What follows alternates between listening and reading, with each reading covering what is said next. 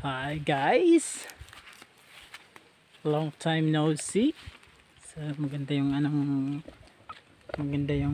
panahon natin ngayon. So medyo tumitirik na yung araw guys. So puntan pa rin natin tong lakatan natin. So meron na kasing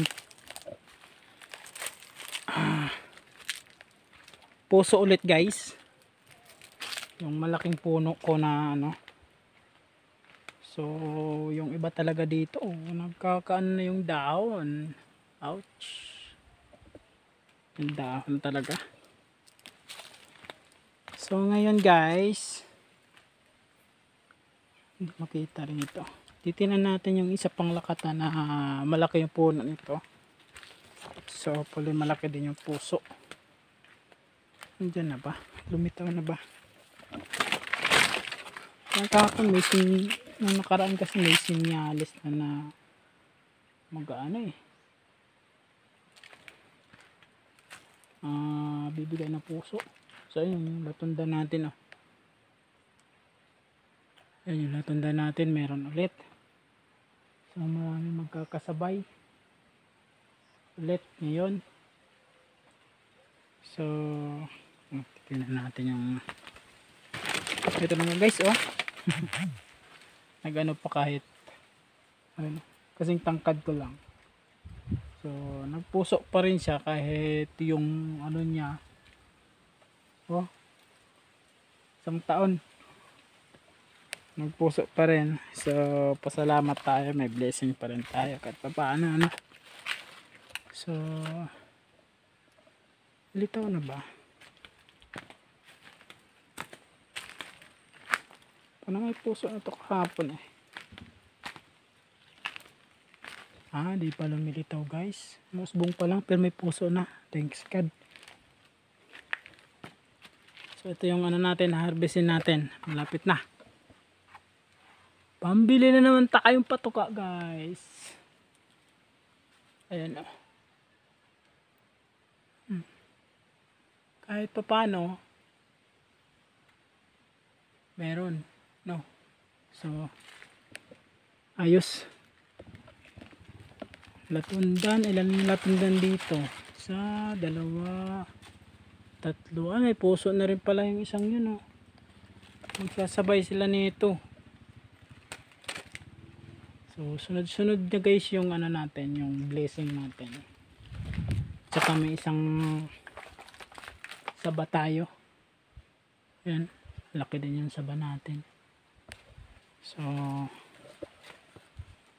ayun, di pa makita yung natin, yung puso ng lakatan natin. Ayun na, kita na pala guys sa mga 3 araw pa baba na yan. Ayun. Yes, may na naman tayo guys. Ay, sarap talaga sa paningin guys pag nakikita mo mga ganyan na yung ayun laki yung puso guys nakikita nyo, laki. Di pa yan totally na di pa totally yung makikita mo talaga pag malaki na talaga yung yung nakababa na yung puso niya. Yun, dun mo talaga malalaman kung malalaking talaga. So siguro malaki naman to guys kasi laki dadalawahin ako tangkad.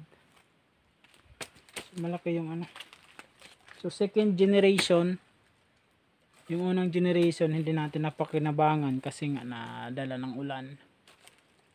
So buti ngayon hindi siya ng ulan guys, hindi siya nadali ng ulan. So yung first generation kasi nito ulan yung tumudas. So ayos, may blessing naman tayo. Thanks God. So ayan, maraming magkasabayan guys. So minsan ilan, minsan naman may sabay-sabay. So yun lang yung kagandahan sa saging guys. Kasi walang season. So walang season siya. So anumang oras pwede kang mag-harvest basta merong bunga. So ayan na lang, no. So yun yung kagandahan sa banana farming kasi walang season.